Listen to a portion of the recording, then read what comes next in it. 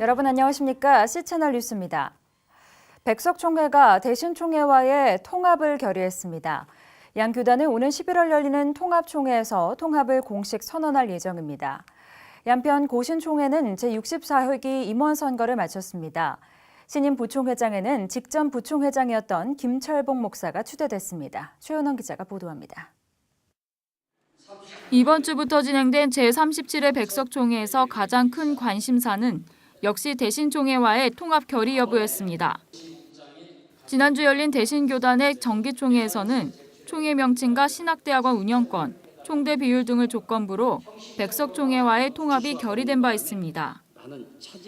최근 배포된 백석총회와 대신총회의 통합 합의서에 따르면 교단 명칭은 대신 백석총회로 하되 대신총회에서 전체 교회 중 90% 이상이 통합에 합류할 시 총회 명칭을 대신으로 하게 됩니다. 통합 논의의 중요 쟁점 중 하나였던 신학대학원 명칭 문제는 대신총회에서 전체 교회 중 80% 이상이 통합에 합류하면 백석대학교 대신신학대학원으로 하기로 결의했습니다. 교단 역사는 백석총회를 따르지만 추후 역사편찬위원회에서 재논의됩니다. 총회 임원은 향후 2년 동안 백석에서 맡기로 했으며 교단 통합 결의에 따라 통합총회장에는 백석교단의 총회장이, 제1부총회장과 제3부총회장은 백석교단 부총회장이, 제2부총회장은 대신교단 부총회장이 각각 맡게 됩니다. 백석총회에서 통합합의안이 통과되면서 임원 선거 없이 장종현 총회장의 연임이 결정됐으며 장 총회장은 제1부총회장으로 이종승 목사를, 제2부총회장에는 이주은 목사를 인준했습니다. 통합총회는 오는 11월 25일 천안 백석대학교에서 개최되며 그 전에 양교단 통합추진정권위원회가 구체적인 통합 논의를 하게 됩니다.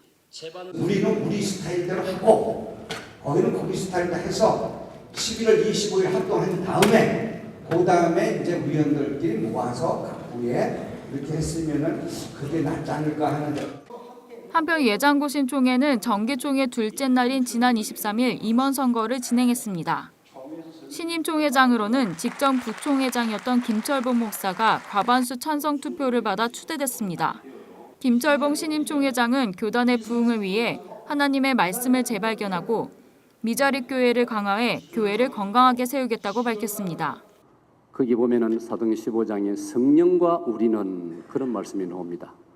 우리들도 그런 정신과 중심으로 우리 64총회뿐 아니라 앞으로도 우리 고신의 총회가 한국 교회에 정말 귀감이 되도록 피차 우리가 노력을 해야 될 것입니다. 목사와 장로부총회장 선거에는 각각 2명의 후보가 입후보에 경선으로 치러졌습니다. 목사부총회장에는 부산 마포교회 신상현 목사가, 장로부총회장에는 대구 우남교회 최수우 장로가 과반수 득표를 받아 당선됐습니다.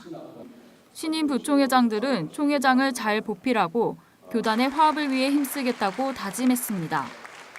C채널 뉴스 최연원입니다. 기독교 한국침례회 제104차 정기총회가 지난 23일 개회하고 상정 안건 처리와 신임 총회장 선거 등을 진행했습니다. 상정 안건 중 뜨거운 감자였던 총회 오류동 빌딩 매각은 부결됐습니다. 신임 총회장은 곽도희 목사가 당선됐습니다. 유성훈 기자가 보도합니다. 대전 침례신학교에서 열린 기침총회는 1300교회 1513명의 총회 대의원이 등록했습니다. 김대현 총회장은 인사말을 통해 이 시대의 목회는 점점 어려운 국면에 치닫고 있다며 이를 이기기 위해서는 교단 전체가 연합해 변화와 성장을 이끌어야 한다고 전했습니다. 총회는 먼저 여성 목사 안수와 관련된 규약 개정안을 만장일치로 통과시켰습니다. 목사의 자격을 만 30세 이상 된 가정을 가진 남자에서 만 30세 이상 된 가정을 가진 자로 바꾼 것입니다. 여성도 목사를 할 수 있는 대목입니다. 교단 위상 홍보를 위한 새로운 교단 마크 제작을 비롯해 일제 강점기 시절 신사참배를 거부한 기침교단 폐쇄 및 재산몰수에 대한 유공단체 인증 등을 추진합니다. 이어진 회무에서는 총회 유지재단이 상정한 오류동 빌딩 매각 승인 요청을 두고 설전이 벌어졌습니다. 매각에 찬성하는 측은 257억 원에 달하는 총회 부채 상환을 위해 승인되어야 한다고 주장했고, 반대 측은 총회 재산을 함부로 팔 수 없고 교단과 교회가 헌금 등을 통해 해결해야 한다고 맞섰습니다. 결국 논쟁으로 선거가 지연되자 총회 참석 대의원들이 거수로 매각 찬반을 결정했습니다.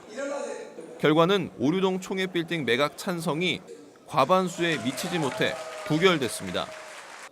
신임 총회장을 선출하는 선거에서는 윤덕남 성일교회 협동 목사와 곽도희 남원주교회 목사가 맞대결을 펼쳤습니다.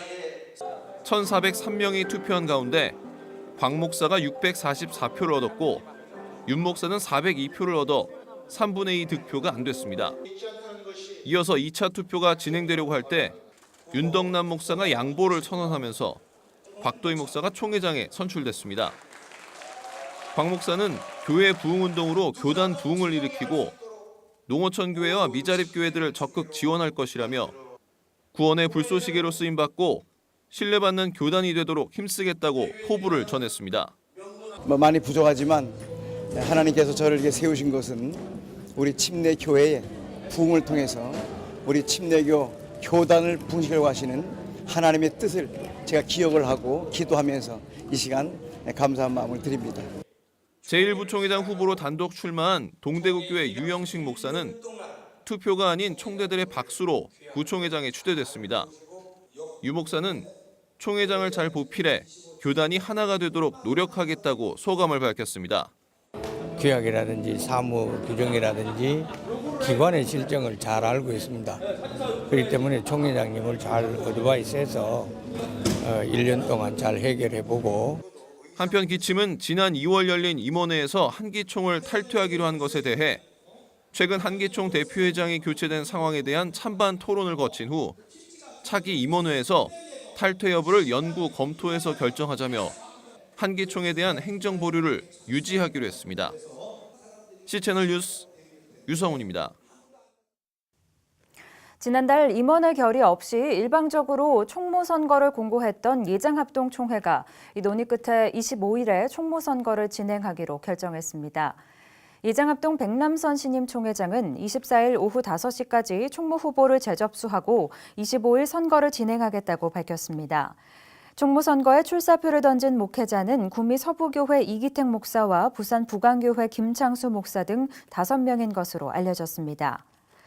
한편 이번 총무선거에서 논란의 중심에 섰던 황교철 총무는 선거에 출마하지 않을 것이라는 설이 확산되고 있습니다. 특히 총대들 사이에서 황 총무에게 4억 원 상당의 예우금이 지급됐다는 의혹이 제기되고 있는 것으로 알려져 파장이 일고 있습니다. 소문을 접한 일부 총대들은 가스총 사건 등으로 총회 이미지를 실추시킨 인사에게 어떻게 성도들의 소중한 헌금 수억 원을 지급할 수 있는 것이냐며 반발하고 있는 것으로 전해졌습니다. 백석대학교 학생과 교직원들이 단일기관 하루 최대 인원 헌혈 참여 기록에 도전했습니다.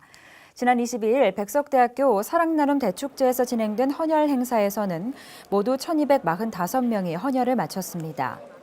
이는 한국기록원 기록으로는 단일기관 하루 최대 인원 헌혈 참여로 인정됐습니다. 이날 행사는 혈액원의 헌혈차 12대와 혈장 침대 50대, 수혈 및 문진 전문 인력 등을 지원받아 진행됐습니다. 학생들의 헌혈증은 백석대 체육관에 마련된 대형 핏방울 모양 현황판에 부착됐고 23일에 한국백혈병 소아암협회에 기탁돼 혈액 수급으로 어려움을 겪는 이들에게 전해질 예정입니다. 백석대학교 최갑종 총장은 미래의 주인공인 학생들이 사랑나눔 실천의 인성 함양과 함께 실질적으로 헌혈 나눔의 계기가 되면서 혈액 수급에 도움이 되길 바란다고 전했습니다. 한편 백석대는 지난 2012년 2월 영국 세계 기네스 협회에서 세상에서 가장 큰 인간 핏방울이라는 이름으로 기네스 신기록을 세우고 같은 해 6월에는 대한적십자사 총재 표창장을 받은 바 있습니다. 기독교 대한감리회가 1903년 하디 선교사의 회개운동 110주년을 맞아 하디 1903 성령한국 선교대회를 개최했습니다. 참석자들은 눈물로 회개하며 한국교회의 회복과 부흥을 위해 기도했습니다. 정희민 기자입니다. 기독교대한 감리회 목회자와 교인 8천여 명이 청주 실내체육관을 가득 채웠습니다. 이들은 1903년 원산 대부흥을 이끈 로버트 하디 목사의 회개운동을 기억하며 한자리에 모였습니다. 기독교대한 감리회가 성령이여 새롭게 하소서를 주제로 하디 1903 성령 한국 선교대회를 개최했습니다. 참석자들은 교단의 연합과 일치를 넘어 한국교회의 회복을 이끌고 사회에 희망을 주는 그리스도인이 될 것을 다짐했습니다. 올해 성령한국대회는 회개를 통한 각성과 위로 그리고 선교가 주된 메시지였습니다. 전용재 감독회장은 개회사에서 지금은 신앙의 선배들이 이룬 선교의 역사를 되살리기 위해 기도해야 될 때라며 대한민국의 복음화를 이루고 각 지역사회의 아픔을 위로할 수 있는 성도들이 되어야 한다고 강조했습니다. 손에 손을 잡고 한 형제 자매됨을 확인하며 신앙의 선배들이 이루었던 자랑스러운 감리교회 선교 역사를 되살리기 위하여 그리고 뜨거운 가슴으로 함께 기도하기 위하여 여기 모였습니다. 당초 주최 측이 목표한 참석 인원은 7천여 명이었습니다. 이에 맞춰 7천여 명 수용 가능한 청주 실내체육관에서 진행된 이번 행사에 8천여 명이 모였습니다. 참석자들은 계단과 바닥까지 내려와 무릎을 꿇고 눈물로 회개했습니다. 또 각 지역의 회복을 위해 통성으로 기도했습니다. 이번 선교한국대회는 회개를 넘어 교회 밖 그리스도인의 역할이 강조됐습니다. 내 백성을 위로하라를 제목으로 설교를 전한 김종복 목사는 세월호 사고를 언급하며 고통받는 이웃을 위로하는 것이 우리를 향한 하나님의 뜻이라고 강조했습니다. 너희가 살아나리라를 제목으로 설교를 전한 유영환 목사도 교인들이 교회 안에서 벗어나 세상 속으로 눈을 돌려야 한다며 복음의 열정을 회복해 지역과 사회를 껴안을 것을 주문했습니다. 이번 선교한국 대회장을 맡은 안병수 감독은 다른 지역에 비해 감리교인 수가 현저히 적은 충북 지역에서 이번 대회가 열린 것에 감사하다며 한국교회의 회복의 불씨가 충북에서 지펴질 것에 대한 기대를 나타냈습니다. 10년 전에 꿈꿔왔던 이 꿈이 막상 제가 감독이 되면서 이거 우리 연회에서 해야 되겠다. 이런 간절한 마음을 가지고 겸손하게 기도했습니다. 적은 자를 쓰신 하나님, 하나님 미랄같이 우리 연회를 썼었으면 좋겠습니다. 우리 연회가 가장 연약한 연회 아닙니까? 라고 기도하던 도중 이제 이 일들이 하나님이 응답하셔서 진행하게. 기감은 선교한국대회와 함께 장애인과 독거노인 등을 위해 7채의 사랑의 집을 지어 기증하고 충북 내 사회복지시설 120곳에 교인들이 기증한 수건 6만 장을 전달하는 등 섬김을 실천하는 프로그램도 함께 진행했습니다. 한편 기감은 지난 6월 행사를 진행할 계획이었지만 세월호 참사로 애도의 분위기가 확산돼 행사를 연기 축소했습니다. 앞으로 기감은 11개 연회와 함께하는 전도 행사와 충북연회 내 미자립교회를 위한 자매결연, 하디 기념교회 설립 등을 진행해갈 계획입니다. C채널 뉴스 정의민입니다. 미국의 이슬람 국가 IS에 대한 공습이 시작된 가운데 IS가 미국의 군사작전에 협력한다면 민간인이라도 살해하겠다고 엄포했습니다. IS는 지난 20일 인터넷을 통해 세계 추종 세력들에게 이 같은 지령을 내렸으며 IS의 지령을 담은 동영상은 영어와 프랑스어 등 여러 언어로 번역돼 순식간에 유포됐습니다. 미국은 그동안 복잡한 국제 역학관계 때문에 고민해왔지만 IS의 선언을 계기로 시리아의 IS 근거지 공습을 개시했습니다. IS는 점령 지역인 이라크와 시리아에서 쿠르드족 등 소수 민족이나 기독교인에 대한 무차별 학살을 자행해 종교 청소란 비난을 받아왔습니다. 또 시리아에서 활동하던 미국인 기자 2명과 영국인 구호 요원 등 죄 없는 민간인을 살해하면서 국제사회에 큰 충격을 준 바 있습니다. 이 밖의 뉴스와 날씨를 전해드립니다. 서울신학대학교가 개교 100주년 기념 제9기 인문학 강좌를 12월까지 진행합니다.